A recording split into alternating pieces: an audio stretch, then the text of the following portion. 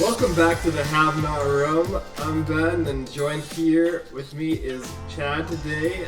Brian is not here again this week, but hopefully he'll be back next week to talk about what hopefully will be another exciting week in the Big Brother BBCAN9 house. And we are here to talk about week 4, and I guess a little bit of the end of week 3. So we have a few episodes here to talk about. We can start at the end of last week. We had our Wednesday and Thursday episodes since we last recorded. We previewed the majority of what we saw in those episodes on our last Tuesday podcast, where we talked about the stuff that happened on the feeds that was then shown in the episodes.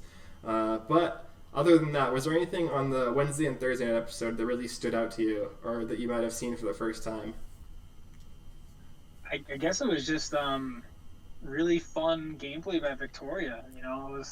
It was cool to see her, set up the whole thing, fooling Jed and Ty to the point where they fully believed that Kiefer was the target.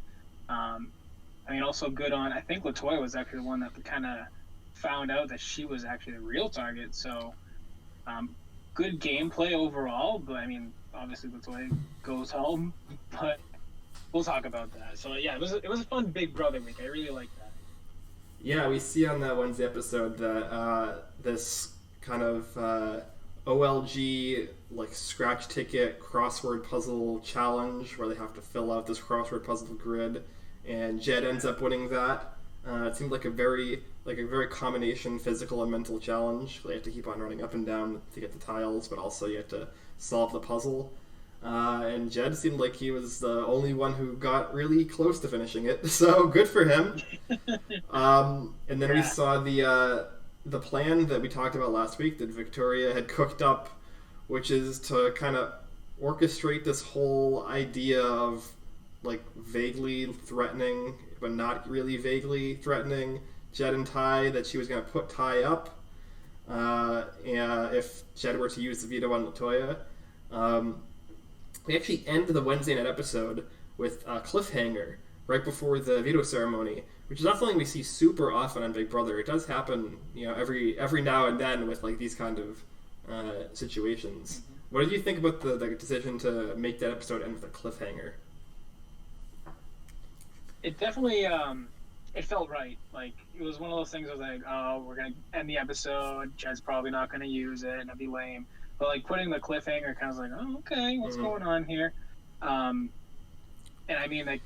Victoria kind of had them backed into a corner, because I think if Ty does go up, how do you not take that shot? But I think that was smart on Big Brother Canada's part, just to build a little suspense, go off the the norm with just vetoes Wednesday night, eviction Thursday. So. No, I like that a lot. Yeah, for sure. It did do a lot. It made the Thursday episode have a lot in it, because we see the veto ceremony, we see all of this lead up to the eviction, we see the eviction, and we see the next, the full next HOH challenge all in one episode. But I think that they actually got a decent amount of content still in that episode, even with all of that. And we got to spend some more time with what I think was the more interesting part of the week, which was the post-nom pre-veto stuff.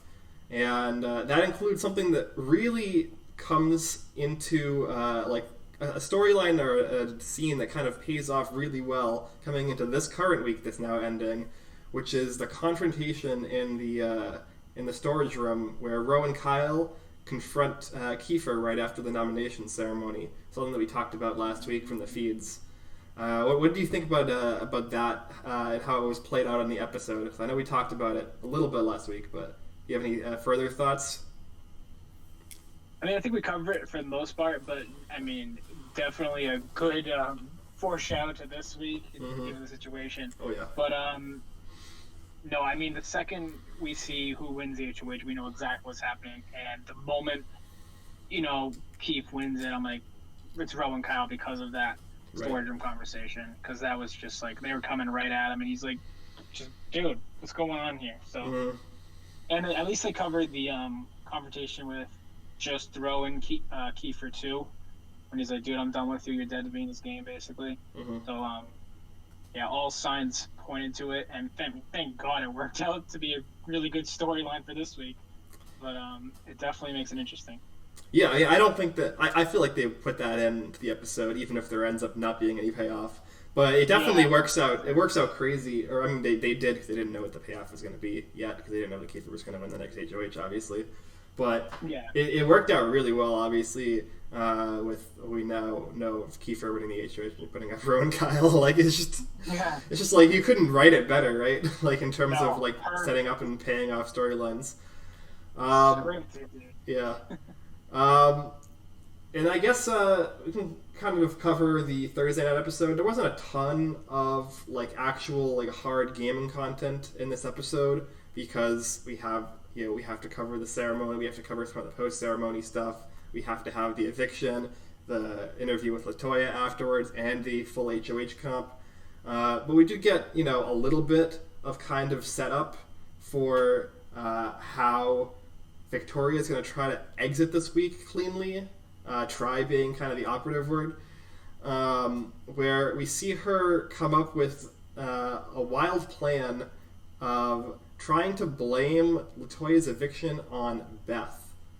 And we see her start to set this up right before the eviction, and then we also kind of see some of the follow-up on the following episode.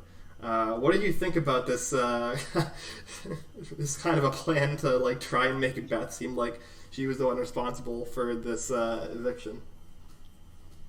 I mean, I didn't watch like the actual conversation that Beth and Victoria had on the feeds, but I mean, to me, as a viewer, it does sound like she was just saying like, well, obviously Ty's the better option because I don't want to go up. Like, who wouldn't say that? So Victoria saying that, like, I think if you're Jed and Ty, you think about that for a minute.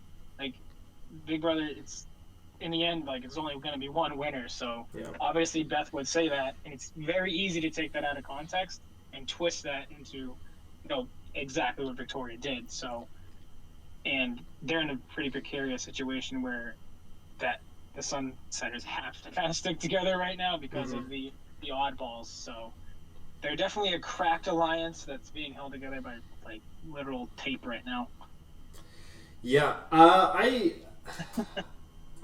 explained. I love Victoria as just like a Big Brother character, kind of like.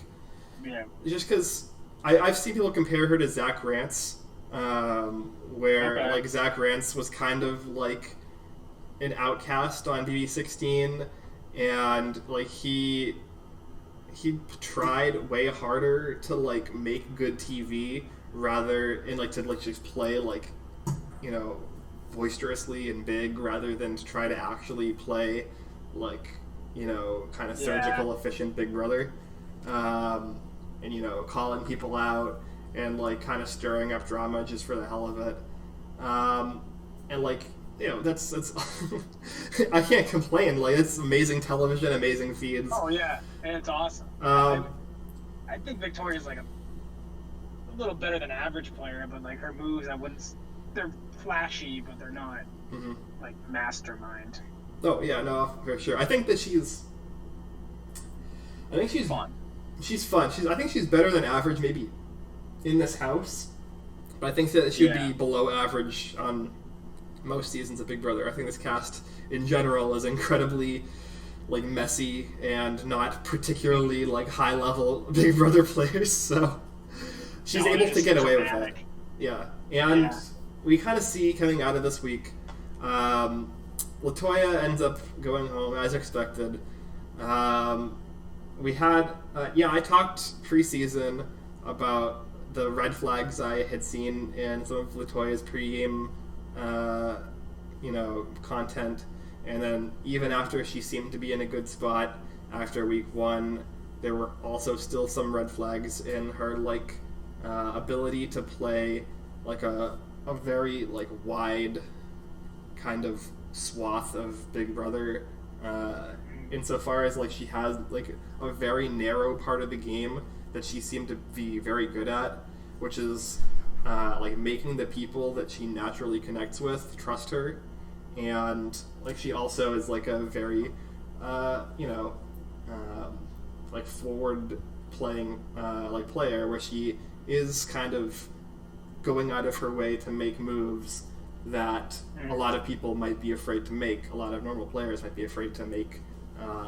Try to flip the vote, 10 minutes before the eviction multiple times. Like, it's not a normal thing that like people are going to do on average in a Big Brother game week 1, week 2, week 3. So I really, I didn't think I would like LaToya coming in, but she brought a lot of great entertainment to the season, and I definitely think that she has a lot of flaws in her ability to play Big Brother, but I don't think that she was any more flawed than a lot of players on this cast. I don't know. What are your thoughts on LaToya overall as we kind of eulogize her as a Big Brother player here? Yeah, no, I like LaToya. Like you said, she has a lot of flaws in her game. I think she's a little too direct. Like, that whole, like, I'm being real with you thing. Yeah. Like, that's a great quality to have in the real world, but in the Big Brother house, where it's a social game, it's you gotta have to be a little conniving. You gotta, be able to talk to everyone. You gotta be able to work with everyone, or at least make it seem like you are. Yeah. Like, she was just so direct about all of her feelings on things. I mean, she was loyal to a fault, which is nice, but I don't think that went to the game. She was at best going to end up in jury for me. So seeing her go early, it's not a surprise, especially with everything you've brought up on her. But I think this was our biggest fear of her, was she wouldn't be able to connect with people and really take that like extra step with connecting with people that she didn't like. And that's exactly what happened. Yeah, no, there's definitely a level of fakeness you kind of have to bring into Big Brother 100%. that like is, some people just can't like pull that off, or like they don't feel comfortable pulling it off, or like they can't like sell it. And that's just definitely something that LaToya has struggled with in the game.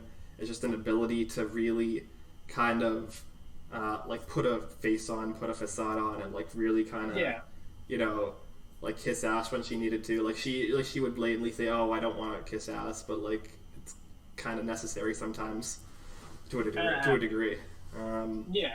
So yeah, I think it just really comes down to just a level of inflexibility in her gameplay that in a house like this, especially where things are constantly changing, you need to have a lot of flexibility in order to keep up. So like this specific cast, this specific orientation of the game, and the specific like house definitely accentuated a lot of what could otherwise be like less blatant faults, in my opinion. Yeah, it's in a very emotional based house, I think. Like, a lot of moves are based off emotion. Yep. As with most Big Brother, but this one especially. No, this especially, I agree. Like, a lot of people are like really basing their game moves out of just like very tiny things that like shift their views of relationships like on an hour-to-hour, day-to-day basis. And it's just very difficult to keep up with that if you're not that kind of player. So yeah, we say goodbye to LaToya in a 6-3 vote. She claims it's not a blindside. I think if your definition of blindside is extremely strict, it probably wasn't a blindside. But if you were to ask her before the votes were cast whether she thinks she's going home or not, I think that she would give herself like a 70-30, 80-20 chance to stay. So I think it's more of like she was cognizant of the fact that like she could go home, but she didn't expect it. That's my read, but it doesn't really matter. Yeah. The fact that she was blindsided was just dumb anyways. Like, she shouldn't have been blindsided. It was bad. And then we get our next HOH comp, which is our first major like crapshoot comp of the season. It's like a shuffleboard game, pretty straightforward.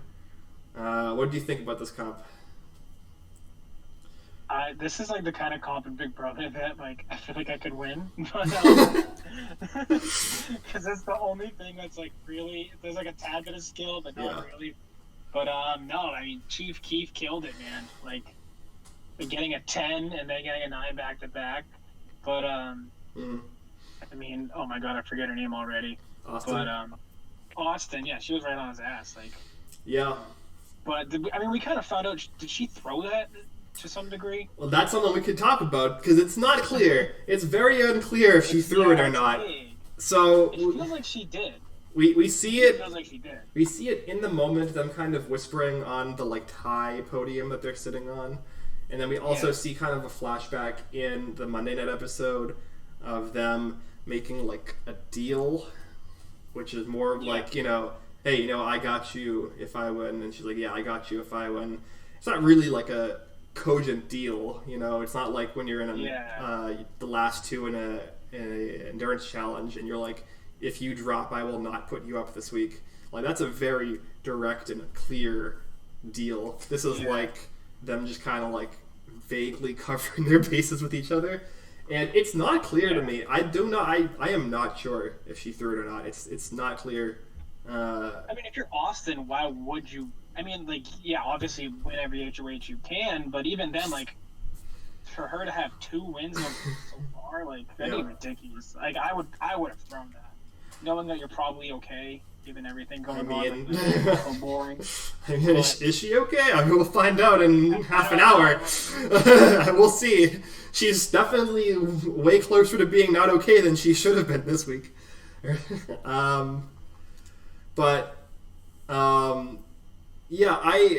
I think throwing it, if she did throw it, was a mistake. Because, like, I don't think there's much of a major difference between coming in first and coming in second in that challenge or in that comp, based off of like people's perception of your comp ability. Like, it's not like a one comp to win. Yeah, it's like is somebody really gonna say, oh, first versus first tied and then coming in second? Like, those are basically like equivalent in terms of like her demonstrating her ability to win comps, in my opinion. So and I guess you really stamp out the Sunsetters this week if you're her. Right. Too. Yeah, and I think she puts up probably Jed and Ty, Jed and Beth, Ty and Beth, some combination of those 3, and one of them goes. I don't think if she threw it, I don't think throwing it was correct. I'm hopeful that she didn't throw it, but she's already started to talk about, assuming she survives this week, throwing the next HOH comp. So I'm not like 100% convinced she didn't throw it, especially because her second throw was really bad. So I don't know. I don't know.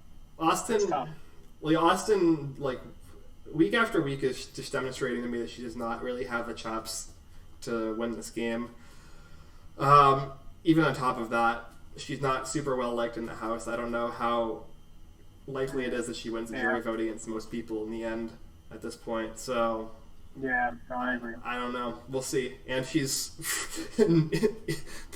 maybe 10% going home tonight, and maybe like 20% going home next week. So I don't know.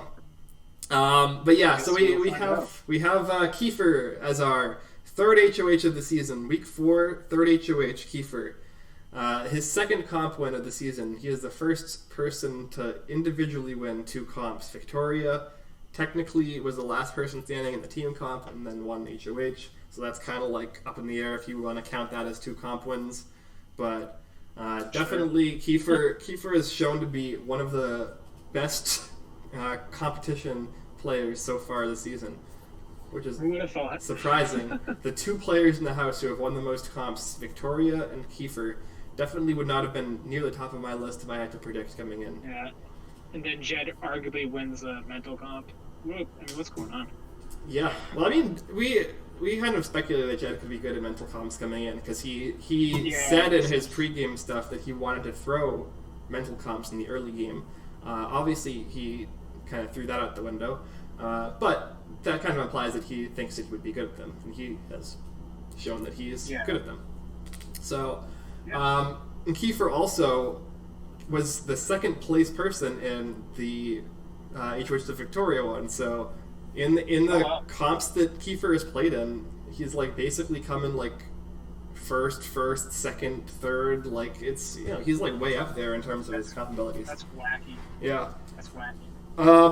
Yeah, I don't know how much he can keep it up into the end game, but we'll see. Definitely something to keep an eye on. And so we have our Monday night episode coming through. Kiefer is deciding who he wants to nominate. You mentioned earlier, you think this is the right call, Rowan Kyle? I think if you're Keith, it's safe, and it's to say it's right given his. I mean, he even is very self-aware that he's kind of like locked in with the Sunsetters because of the oddballs, and like I mean these guys literally just didn't indirectly vote him out. Well, I guess they did, but directly vote him out. But it was more so because the person next to him. So he like kind of locked in with them. Mm-hmm. But I mean, I'm sure Jed, Ty, or Beth would cut him in a heartbeat if they had to, again. But I think he's stuck in that weird spot, and I don't think he can shift to the other side of the house if someone like Kyle or Ro has a say in it, just based on everything that's happened. So I think even getting one of them out, I don't know which one's preferable. Probably Rohan for him, but I think it's the right move for him. Yeah, no, I think It's not bad. No, I agree. I think Rowan Kyle is probably the correct move. Yeah. I think. Yeah. Yeah, no, I think the more interesting thing is like, what do you do here if you're Rowan Kyle to like actually make a good pitch? Because we kind of saw the pitch that they each made, and it was basically like, oh, those three voted you out. Why would you work with them? And like, oh, we'll keep you safe next week if you don't put us up. And like, we can still be friends, kind of thing. I think a lot of that kind of falls flat. You mentioned like, the reasoning of like these three technically voted against him, but it wasn't because they were voting against him, but more voting to save Latoya. And it's kind of like they saw Latoya as their number 4 and Kiefer as their number 5, whereas the other side saw Kiefer as their number 8 and Latoya as their number 10. And so even though like in this certain configuration, it happened to be like the reverse of what you would expect for Kiefer, 5 is still better than 8, right? So like, and now it's 4 because Latoya is gone, so he's actually now their number 4. Have to keep him. So it's just kind of a shallow, like contextless argument to be like, oh, well, they voted you out, so obviously they're not really with you. It's like, oh, well, if you're their number 4, right? As opposed to like if you flip and go with the oddballs, you're their number 7, probably 6 at best. So I think it's logical. I think there's an argument for it, but like, I mean, and if you're Keith, you're like, well, why was I below Latoya anyway?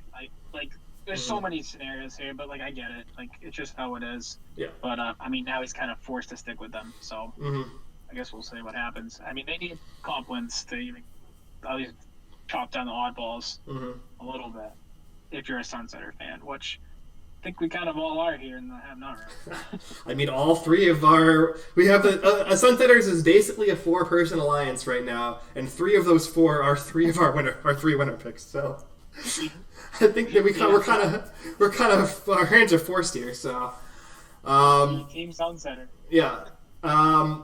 But yeah, so we also in this kind of the start of this week see Kiefer put the pieces in place for him to form some more kind of relationships that'll hopefully carry him into the next part of the game outside of the Sunsetters, which is Sunsetters basically meaning Jed, Ty, Beth at this point. Like it's Jed, Ty, Beth plus Kiefer. That's the Sunsetters right now.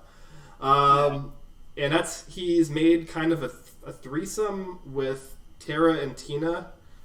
They call themselves the pre-90s, and he's also kind of trying to bring Victoria in as a duo because he knows that the oddballs are going to try to throw her under the bus to like get her on the block instead of one of the 4 of them, because like she's like clearly the number 5 out of 5 in that group.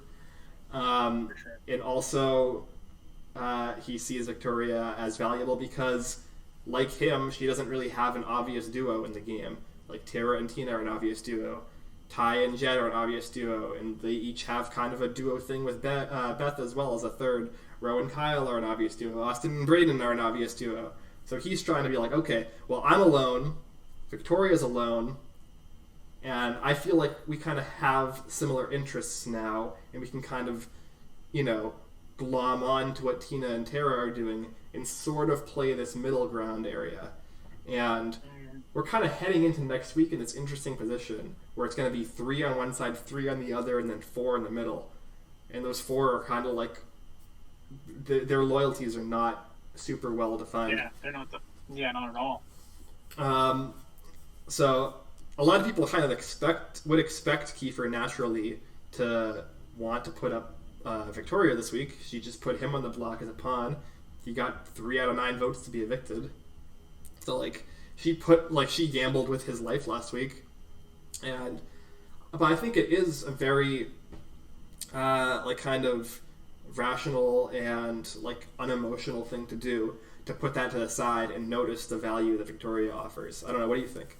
Yeah. No, I totally agree. I think putting Victoria up, it completely gets rid of that potential of having a duo with her, so to speak, and knowing that she's on the bottom of her alliance too. Mm-hmm. That's pretty easy bait to be like, hey, come tag along with me. So I think, and putting her up would obviously just get rid of that entirely. So putting Ro and Kyle up, who are very clearly not your friend if you're Kiefer, it's a smart move, and it chips down the other side of the house.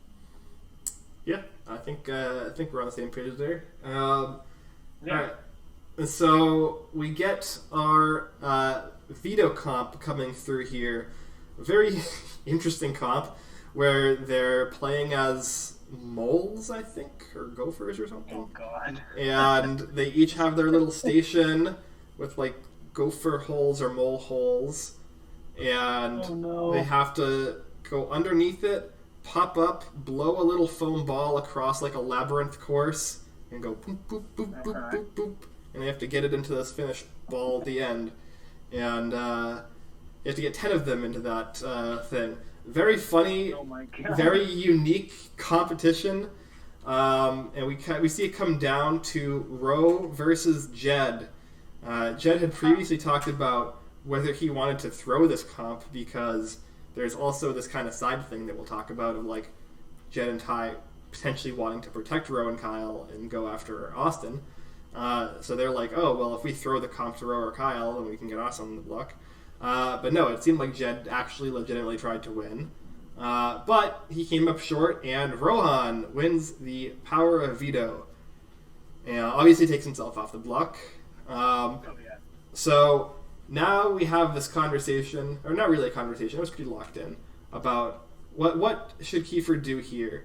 I think we saw a little bit on Monday of Ty especially trying to push Kiefer to nominate Austin, because he thinks that Austin is a bigger threat in comps, and he also has less of a relationship with Austin, in his mind at least. He thinks that Ro and Kyle are potentially, I don't know, moldable, I guess, in some way for him and Jed.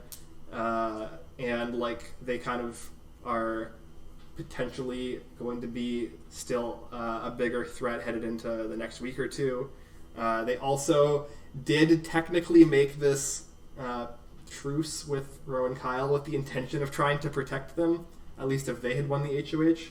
So I don't know if that's playing into it, but I don't know. What do you think, Chad? From Jed and Ty's perspective especially, who do you think they should want to get out this week?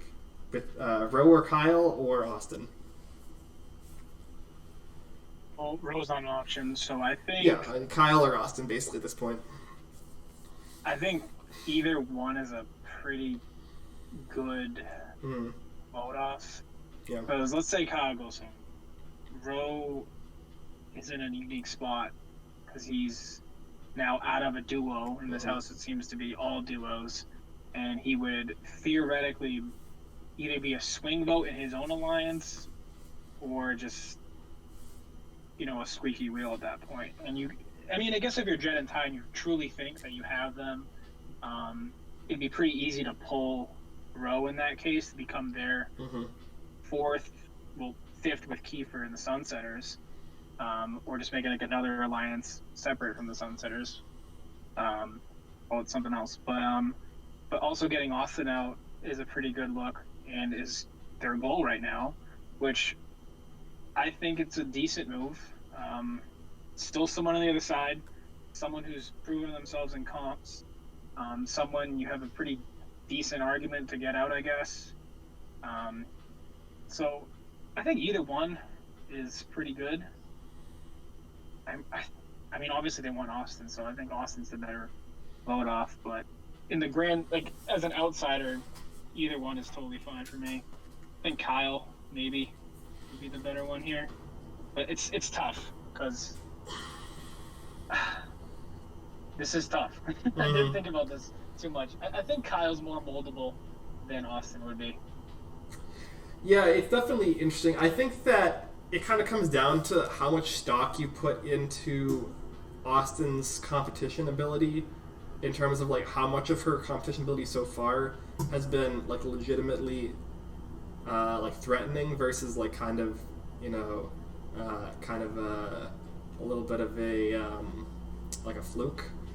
She did win. Well, the thing with thing with Austin too is, you know, she's not coming to them because she hates Beth. Sure, so like she's not going to that side. So getting her out if you're Jet or Ty is just, it's something you're gonna have to do eventually anyway, and why not now? Kyle, I feel like you could probably, you know, if you work at it hard enough, you could probably get him to swing, especially, Rohan, if Kyle's gone, you can probably more likely get him over there. So it's like, I mean, either one, I guess. Yeah. I think that the one thing that they're not really considering too strongly, that I haven't seen a lot of people talk about, is just like, who do Tina and Tara target next week if Kyle and Ro, or if Kyle goes, basically, and Ro and Kyle get split up. Because right now, it seems like Tara and Tina, if Kyle goes, are going to put up Jet and Ty. Which, I don't think they know that, which is why they're not really thinking it. And I think that there is an argument that if you wanted Tina and Tara to have like a broader option available to them, that leaving Ro and Kyle in gives them an alternate target set, basically. And it's kind of like a 50-50 then. I think that's the only like real kind of cogent argument I would make. But otherwise, I do think that getting out Kyle's probably more correct. But it's close. I think it is close. Yeah, I think they're really kind of overselling Austin's ability in comps. Like, she basically won one endurance challenge, which is scary because there usually is going to be like at least another one or two endurance challenges. But it was a very specific like ball balancing one, whereas opposed to like one that requires more like full body or core strength. I guess that one kind of, because you have to hold up the thing, probably required some amount of like at least upper body or core strength. But no, for sure it does. It's very different than like a wall comp, for instance, I think. Yeah. But yeah, those are even tricky too, because you always see the smaller frame people winning. Right. Those, you know. Right. So, like, I could see, like, honestly, I could see like a Tara winning that. Yeah, Tara definitely is. She's talked extensively about how she's only like 5'0" or whatever. Definitely. Yeah, maybe like I can also see Ty. Jed, I think, would have a rough time because he's a bigger dude. Ty, maybe. Yeah, Ty's kind of shorter. Yeah. But yeah, that's definitely. But yeah, it looks like Kyle is going to go. From everything I've seen on the feeds, it doesn't look like a flip has happened. Feeds have been off, though. You never know with this group, the way that they've done last-minute flips. There's a theoretical possibility that Austin is evicted in, 8 minutes or whatever. Totally flip and flip back. Yeah. Flip back again. But yeah, that's kind of where we're at with that. We also have seen a couple of other alliances forming this week. So we had the Oddballs. We previously had what they had called Carb at first, which was Kyle, Austin, Ro, Braden. Now with like a Kyle and Austin, I mean, we're not even going to talk about the Kyle Austin showing. It's irrelevant. One of them is leaving tonight. It's completely inconsequential. Probably true. but we saw those four kind of re-up their alliance, and now calling it the Nerd Herd, which for people familiar with their Big Brother history is also the nickname that the Sovs gave the Friendship in BB6. Friendship, historically, one of the most hated alliances in Big Brother history. So not a great history with the name the Nerd Herd. But yeah, so that four, soon to be three, kind of re-upped their alliance and loyalty to each other. Now that it's kind of become clear that Victoria is kind of floating away from them over towards like Kiefer and the Sunsetters. And now, going off of that, we also saw Victoria being pulled in by Tina and Tara in an alliance that I think is called the Pink Ladies. This was literally just formed like in the last 24 hours, so I might get the name wrong. I think it's called the Pink Ladies. Heard, yeah.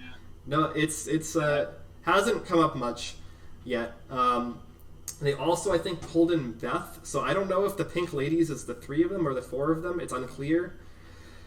But I think it, at the very least, is solidifying that Victoria is basically like a 5 or a 6 for the Sunsetters now, and she's completely gone away from the Oddballs. Primarily because of what we saw in the Monday and Wednesday night episodes, which is that the Oddballs decided that their best bet of the four of them staying, at least the Nerd Herd Carb group staying, was them all pitching Victoria right under the bus. And that obviously got out to her because Kiefer is feeding her info because he wants to bring her in. So, oh man, definitely not great. It kind of seems at this point like this season is just coming down to like which alliance and group of people like have done something astronomically bad last, right? And the other group is the one who's benefiting. Where we saw the Sunsetters kind of fall apart, and now we're seeing this like Carb Nerd Herd oddball side kind of fall apart. Yeah. It's so weird because it's like you have these two sides, and then you have Tina and Tara just like slowly pulling people to the middle. Mm-hmm. Like at what point?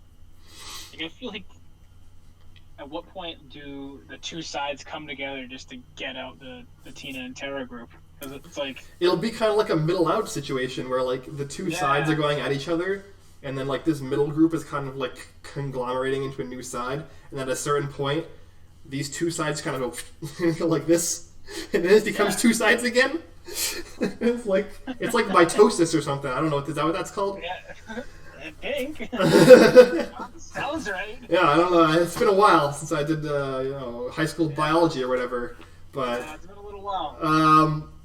It's definitely a very non-standard house structure for Big Brother, and it's been very interesting so far. If you get 3, 3, and then 4, like at what point do the 3 and 3 become 6 and try to go to 4? Well, I guess at that point it'd be 5, 4. But yeah, I don't know. This is a crazy. Yeah, it hurts. It hurts that like, as you mentioned, Austin, especially, and Austin and Braden kind of as a duo, don't particularly like Beth right now, or they haven't for the last week or two. There's tension between Jen and Ty and Ro, who is likely going to be staying alone. Ro has actually, to your point of like, oh, Ro's going to be looking for a new duo, Ro has tried to make Victoria that duo. Victoria is kind of like the person that everybody's going to be going to after they lose their partner, I think. And she's kind of like fed him what I think is like kind of a load of BS just to like get him off her tail, because she knows that he's not trustworthy at this point to her. But yeah, it's very interesting, and it's not going to stop being interesting probably, because we get a tease at the end of the Wednesday night episode that the next HOH, which will be crowned tonight, will be an invisible HOH. Now this is something that potentially something that Brian brought up in our Big Brother 22 coverage when we were talking about twists that could negate like a majority alliance forming early, right? Where You heard it here first. I guess, it sounds like it just seems like the Big Brother Canada producers must be watching the Half an Hour Room, right? Like it seems like they're pulling a lot of ideas from us. I live in the U.S., but I'll move. Yeah. So I'll become a Canada resident. Let's go. Yeah. There was no other info given other than we're going to have, like, the HOH next week will be an invisible HOH. People are assuming that means it'll be an anonymous HOH, which is the twist that Brian brought up, basically. What do you think about that twist? I know we talked about it back then kind of hypothetically, but now that it's basically going to be real. I think it's super fun, and it's something that it totally... Well, I mean, does it really affect this, like, warring sides thing? Or does it give... It's tough to say because, like, obviously, okay, Jed, let's say Braden wins and puts Jed and Ty up. Like, obviously, that doesn't change anything because that would have happened anyway. But, like, I think it'd be a fun opportunity for someone in the middle. Like, let's say Tina Tara win. Imagine if they put up, let's say Austin stays. They put up Austin. They put up Jed. What do you do with that? Right. Like, that's so tough because then it's like now both sides like, oh shit, we gotta win veto, but now who the hell is it gonna be? Like, do you put up Ty next to Jed, or do you put up someone from the other side next to Jed, and then like Tina and Tara are happy no matter what? So I think it could be super interesting if someone in that middle alliance wins. If someone from the Sunsetters or the Outlaws wins, then it's just gonna be like, who do we blame? Let's just blame the other side as a whole. But if the middle wins, it's going to be great. Yeah. I hope that's what happens. No, I agree. I definitely think that one of Tina or Tara winning is probably the most interesting. And I do think that both of them, they've talked about this past week wanting to go after Ty and Jed next week. And I think that's likely what they'll do. And with the invisible twist, this kind of gives them cover to make that move in secret. Blame it on somebody like Roe, Austin, whatever. And still pretend to work with the Sunsetters going forward, right? This is like the perfect kind of twist for somebody who's playing the middle to take advantage of, to take a shot in secret, blame it on the other side that they're the ones taking the shot, keep the war going, and keep the veil of like uncertainty as to where your loyalty lies headed forward. So yeah, I definitely think by far the most interesting. Probably Tina is the most interesting HOH for this twist. Oh my god, can you imagine? It's either going to be the best week in the house, potentially, or it's going to be just another warring week, which is still awesome. But, like, oh man, I would love a Tina or Tara to win this. It's great. No, but yeah, I agree. I think it's a good twist. I'm historically anti-twist for the most part, just because I think that most twists that are implemented are not done well. But assuming this is implemented in the way I assume it will be implemented, which is that it's just an anonymous HOH, they each play like an individual thing, and nobody knows who the HOH is. The HOH secretly nominates 2 people, and then like it's the 2 people, and then 3 people randomly go into the veto. Assuming that's kind of what happens, I think this is a good twist. I think that the downside to this twist is very negligible. That like it's basically nothing can go terribly wrong from what I can tell. And the upside is actually really interesting. Like, there's a lot of really cool moves that people like Tina could make if they were to win this HOH. And so, yeah, it's definitely, like, the floor is basically, like, nothing happens, which is okay. And the ceiling is, like, really cool shit could happen. So, that's a good twist. It's a twist that doesn't change the fundamentals of the game. Right. Like, the team's twist, that changed the fundamentals of the game, where now the whole team goes up, or you can only nominate people from the team. Like, that's stupid and it restricts the game too much. But this is just like, no, you don't know who the HOH is. It doesn't change shit. So it's awesome. Yep. And it'll be a lot more scrambling, a lot more paranoia. I think it's great. I think it's just it's like it doesn't break the game, like you said, and like basically almost anything that could happen from the twist, I think, will be positive for the show and positive for the game. So, very interested to see how it plays out. I hope it's executed well in terms of just like, the like mechanics of it. But yeah, very, very curious to see how that affects next week. Anything else? I guess we could now. We mentioned Tara and Tina. can briefly kind of talk about like my thoughts about how they're playing, because they're definitely in the most interesting position I think in the game right now. For sure. For sure. And I I'm disappointed with both of them in how they played this previous week and how they appear like they're going to be playing going into the future, and for very different reasons, like basically opposite reasons. So with Tara, it okay. So I'm gonna frame this kind of like in terms of the Dunning-Kruger effect, which is like the idea, in case you don't know about it, like the idea of like stupid people don't realize that they're stupid, and so they think they're smarter than they are, and smart people have like the context of like building the knowledge to become smart, to know that they probably have like a wider vast of knowledge that they don't know, so it's kind of humbled them into thinking that they're less intelligent than they actually are, right? It's kind of like this, like, you know, whatever, this negative slope thing. Yep.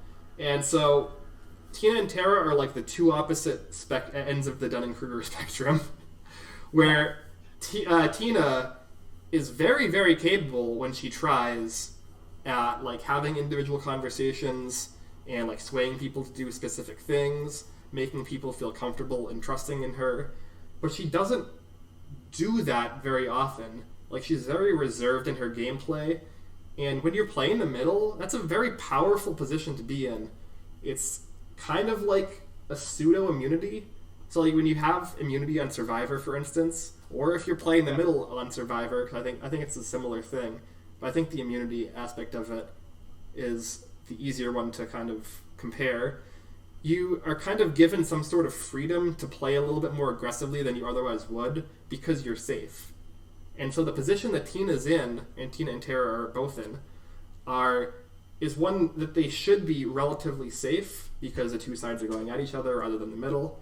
And so she kind of has a license to play more aggressively, more like ballsy, but she doesn't really exercise that right very often. And that's kind of disappointing to me because I think that she has the chops to do it. And then Tara, on the other hand, has shown time and time again that her game instincts are awful. She's very unlikable by the majority of the cast. Her conversations go pretty much the opposite way that she thinks they're going to go, and she doesn't even realize it. Like, she'll have a conversation with somebody and like kind of reverse psychology them into doing the opposite of what she's trying to get them to do because they like dislike her so much. And with all of that, she's having all of the conversations that Tina should be having, going around to each individual person and trying to convince them to do things based off of using her position in the middle that she's kind of fallen into by being close to Tina. And it's just very frustrating to watch because I think that like Tina and Tara could be super effective in this game, but Tara is doing too much when she doesn't have the chops to pull off what she's trying to do, and Tina is not doing enough when she does have the chops to pull off what she could be doing. So I just need next week. It would be awesome if one of them won HOH. Tara winning HOH would be like, especially the invisible HOH. She would have to hide her HOH-itis. So I think people would figure it out just because she would have such outward HOH-itis, even as an invisible HOH. God, yeah. Oh my god, yeah. Because she has HOH-itis now. Like, she's had HOH-itis for the last week and a half because of her positioning in the game. So I can't even imagine if she actually was HOH. But I'm interested to see how they play going forward. I really, really need Tina to step it up. I think that she has the ability. It's just that I think that Tina is probably still the best player in the game in terms of her, like her ceiling is the highest, but she's not even tried to reach that ceiling yet. But I think that she should be able to. That makes sense. No, I 100% agree with that take. I think it's a perfect analogy. Yeah. It's just something I thought of when I was watching them and like the way they kind of like approached the game, and I'm like, this is literally just the Dunning-Kruger effect. Yeah, it feels like Tara's like always there, but like doesn't get anything done, and then Tina's always just like she'll appear in like some parts of the episode just because she like has to have some airtime, but like nothing Like, she doesn't do anything. Yeah. And it's not for lack of she's just not trying to do anything. She's just like, oh, okay, cool information. Yeah. And then she's coasting. She's coasting right now. Like right when you're in the middle, or when you're immune some way, or if you're in a safe position, all that is that's ammo, right? For you to improve your position, for you to make things happen in the game that will make you have a better shot of winning down the line, right? Yeah. And if you aren't taking the opportunity while you have cover to take shots with that ammo, you're just like wasting time, right? You're just like wasting the like ability that you have there to actually like utilize a great position that you have, or a great situation that you have, or great social abilities that you have. I think that she's just wasting a lot of ammo. Yeah, no, Tina, like, I hate to even say it, but she like has the potential to do what Derek did to BB16 in the US to BBCAN9. Like, I think she could probably pull that off, maybe. But yeah, I think it's harder. It's similar, but it's definitely different. Yeah, I know in like week 1 there were people comparing her to Derek, people comparing her to Daniel Reyes, people comparing her to Suri and Survivor. A lot of these comparisons were kind of coming out. I think that those were preemptive from what I've seen. Yeah, let's get past jury. Yeah. Come on. But come on. Yeah, I do think that Tina still has like a very good chance of winning this game. Like, if she can step it up, utilize his middle position, collect this middle group that is able to take a majority position at the start of jury or into mid jury, and then kind of run it down to the end game with somebody like Tara. Sit at the end with Tara. I think she blows Tara out of the water. Nobody likes Tara. So there's a path for her to win, but she's like intentionally putting obstacles up in her place, in my opinion. So I wanted to get that out of the way. We'll find out who wins this HOH. Everything I say will be completely like everything we're saying on this podcast is going to be completely irrelevant, because that's how this fucking season works. You asked me at the end of last podcast who I thought was in the best spot, and I said Kyle. Kyle is out the fucking door. So I don't know what to say anymore. It's so true. I don't know what to say anymore. I said Braden was the worst player in the house week 1, and I think he's possibly in one of the best positions to win the game at this point. So who knows? Braden's at the door next week. See you later. Yeah, that's what I'm saying. Just pick who you think's the best, who you really want to go home, and that's what's gonna happen. This is the have not room, man. Yeah. This is what we do. Yeah, I don't know. We'll see. It's fun. It's still a fun season. It's chaotic. It's definitely a difficult season to cover. But I'm happy to do it. It's definitely a much funner season to cover than last season. So. Oh my god. I can't complain. I love it, man. All right, let's wrap this up. All right, where can they find you, Chad, if they want to hit you up online somewhere? Yep, you can find me on Instagram at ChadleyJP and on Twitter at ChadPerry PARRY 25 at at Perry25. But to give your email address. Yeah. You also want to email me. Yeah. Okay. You can follow me on Twitter at Ben Sharon, BENSHARRON. You can follow the channel on the main channel, We Could Get Everything, on YouTube, Twitch, TikTok, Instagram, Facebook at We Could Get Everything, on Twitter at WG Everything. And yeah, we'll be back next week to talk about this Invisible HOH week that we're about to see. We've had a little bit of a late week this week, so we covered a little bit more, which means that next week we'll hopefully be able to focus more on the week 5 stuff. So, yes. All right. See you later.